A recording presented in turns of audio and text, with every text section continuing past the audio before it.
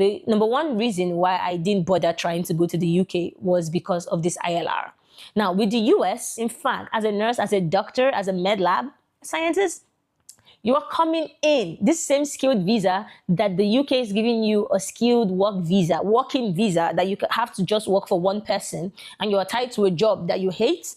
You are tied to a job where you are being racially profiled. You are tied to a job where there are systemic racism against you, and you can't move around because your stay in the country is tied to your job.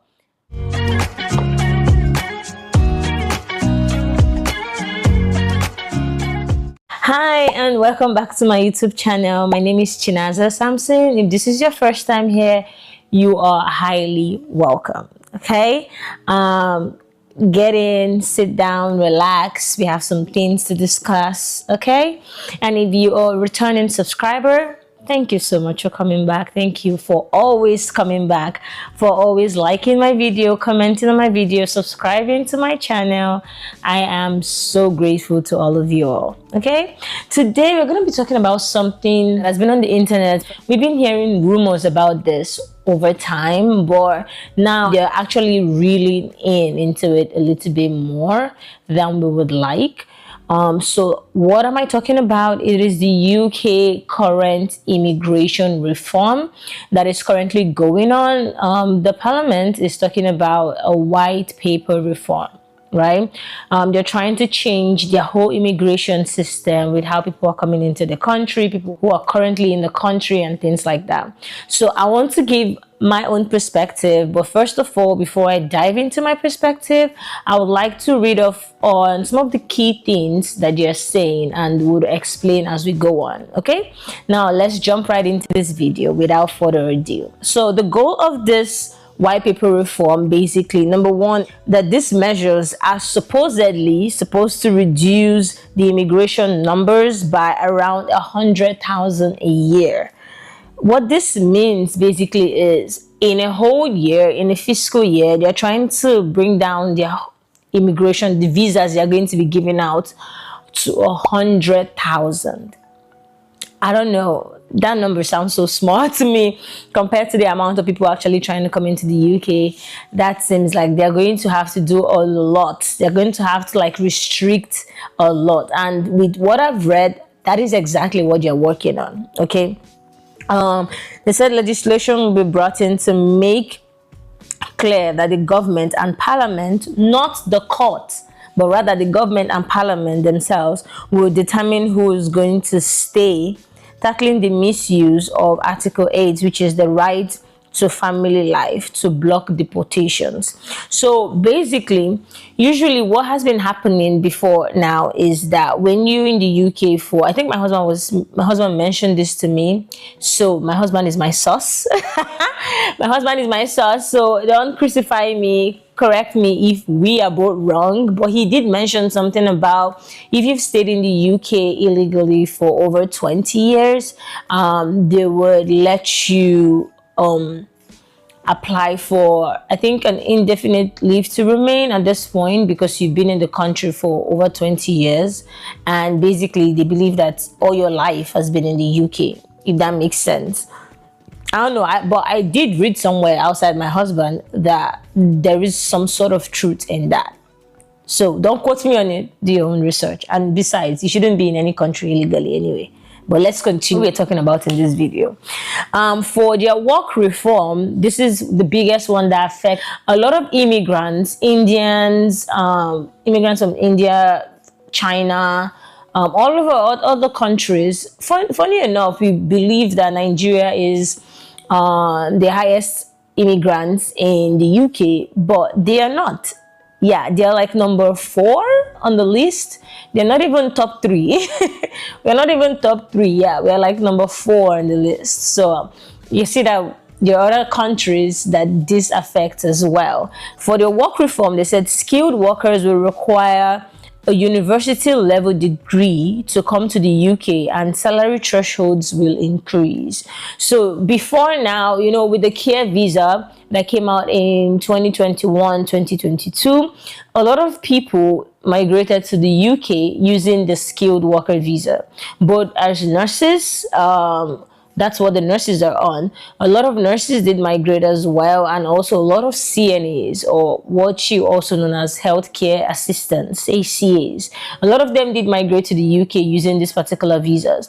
And for the ACAs, a number of them do not have university degrees. Now, this is not to say that there are people who don't have university degrees that are doing this, that use this pathway to come into the UK. There are a bunch of people who did that. But if you're also being sincere, a lot of people also did not have this particular requirement. That means moving forward from now, if you're trying to come into the UK with a care visa or with any kind of skilled worker visa, you would have to get a university degree. Now, sadly too, this kind of affect nurses as well. Nurses who are currently in College of Nursing and School of Nursing in different countries that have associated degrees, not Bachelor of Nursing degrees. So those are not university degrees. So unfortunately too, they are also affected by this as well.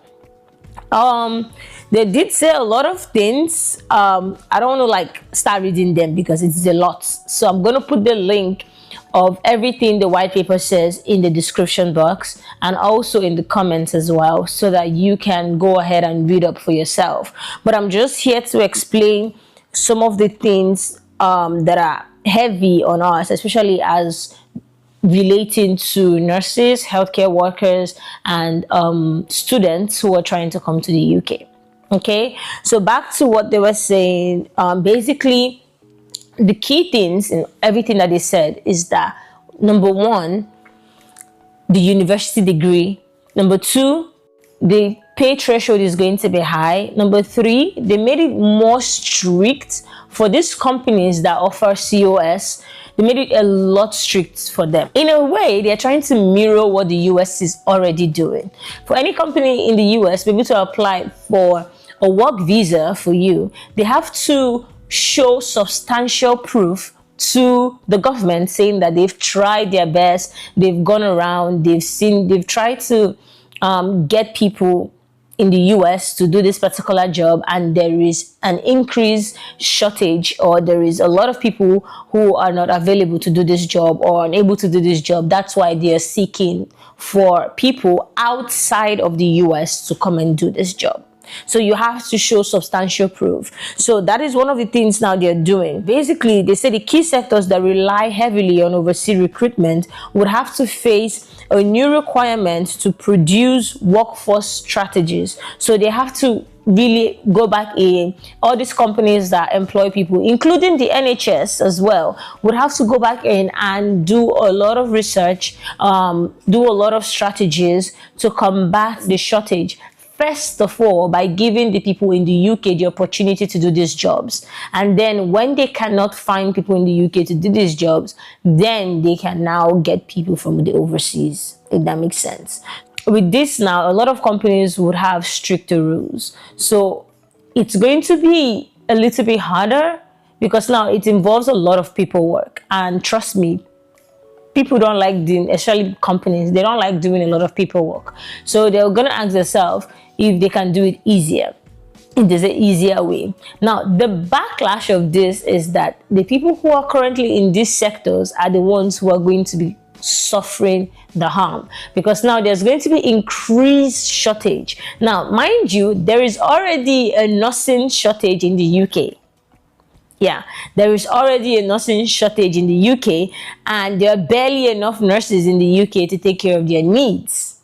So imagine that with the whole new restriction added, meaning it's going to take these companies at least 18 months to get on board with these new requirements and start applying for them and things like that. So over the next 2 to 5 years, the shortage that we're already experiencing is going to be tripled, meaning there's a lot of backlash, and at the end of the day, it's still the patients that are going to suffer this, which is very painful. It is very painful to see that when they make all these changes, they don't realize that there is a loop. Like, it just keeps going round in circles. So let me give you an explanation. Now, there's an increased nursing shortage, and the ratio in the hospital now would have to go up because there's a lot of patients coming in and there are only few people to take care of these patients. But they can't leave these patients on their own. So now they have to increase your workload.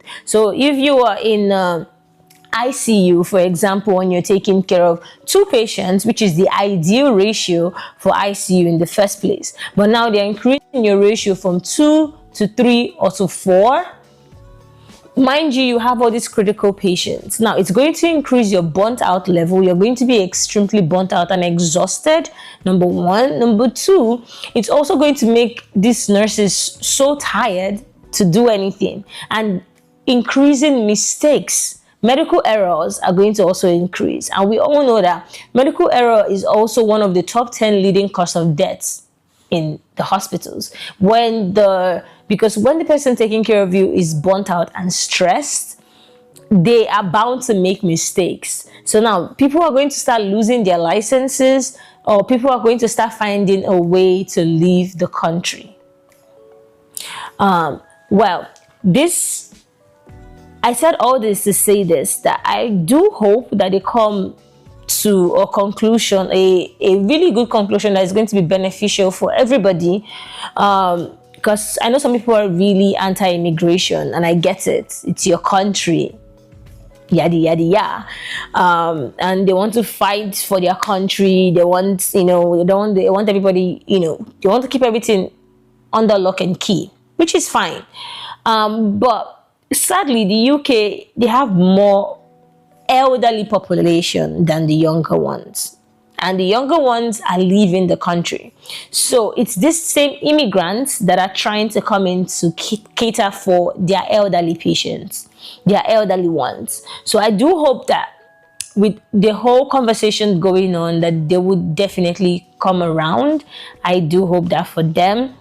I know somebody, I saw a video where a senator, I don't know if they call them senators, I don't know what they call them, but somebody in their house, in the parliament, basically, so is it like a house of representative or something like that, was talking about that. He was saying, basically what he was saying was that they keep churning over the negative impacts of immigrants in their country, but they fail to see the positive impact that these people are already doing for them.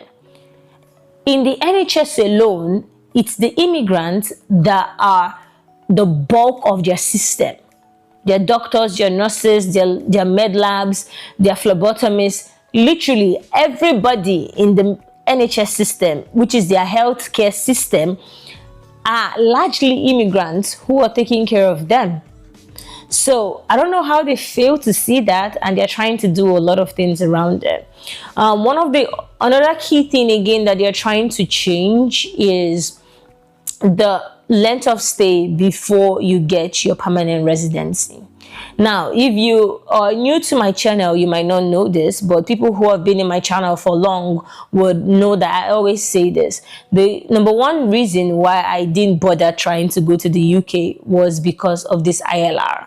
Now, with the US, you are, as a registered nurse, in fact, as a nurse, as a doctor, as a med lab scientist, you are coming in this same skilled visa that the UK is giving you, a skilled work visa, working visa, that you have to just work for one person, and you are tied to a job that you hate. You are tied to a job where you are being racially profiled. You are tied to a job where there is systemic racism against you, and you can't move around because your stay in the country is tied to your job. That is number one reason why I didn't go to the UK. But unlike the UK, the US offers you a green card, a 10 years green card upon walking into the US as a skilled worker. If you've met all your requirements to come into the US, you are coming in with a 10 years visa. And this is not a working visa, it's a permanent residency. So the same ILR that you have to wait for 5 years in the UK to get, you're already getting it on arrival. Now, my friends and I, a lot of my friends travel too as well. I'm already a US citizen. My friend is still under a work visa. Yep. So there is that. We literally traveled at almost at the same time, and that is just it. So with the US, you have a clearer, faster route to becoming a citizen than the UK. Now, the current right now, before this whole white paper thing gets into play, when you come in with a skilled work visa, you would have to be in the UK for 5 years to be able to apply for an independent leave to remain, also known as a permanent residency. And then after 1 year of receiving this, you can now apply for your British citizenship if you are under the skilled worker visa. Now, they are, with this new reform, they're trying to extend that year from 5 to 10 years. 10 years. Meanwhile, other countries that are of the same pair with the UK are 3 to 5 years.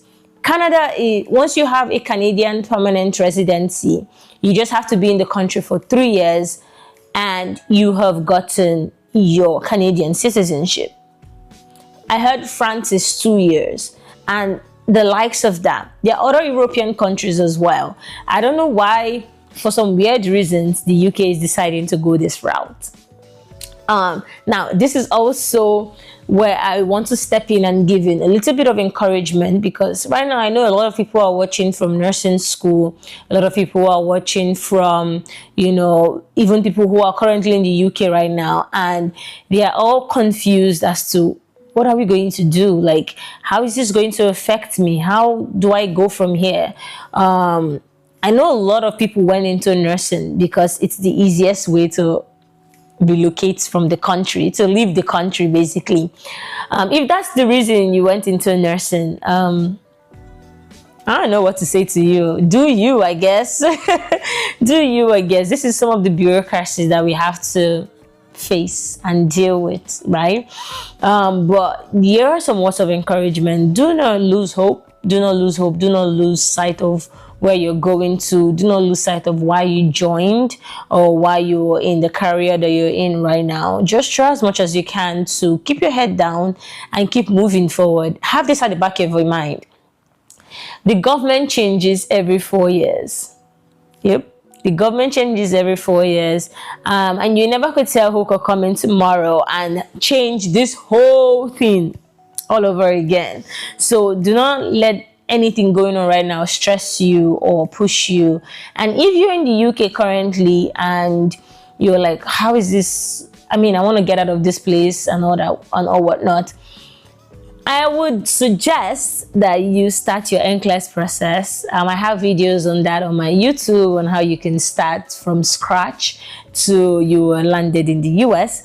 You can always do that. You can always look at my YouTube videos and start the process, okay? I would say start the process. Even if you don't want to come to the UK, go to Australia, go to New Zealand, go to Canada, right? Go to any of these countries. Leave the UK. You're a nurse. You're making money. Well, save up a lot of money. Start saving up a lot of money. Start looking at what your plan B is if the UK doesn't work out for you. With all these new things coming up, just start looking into that and start working as much as you can to get that done. Okay?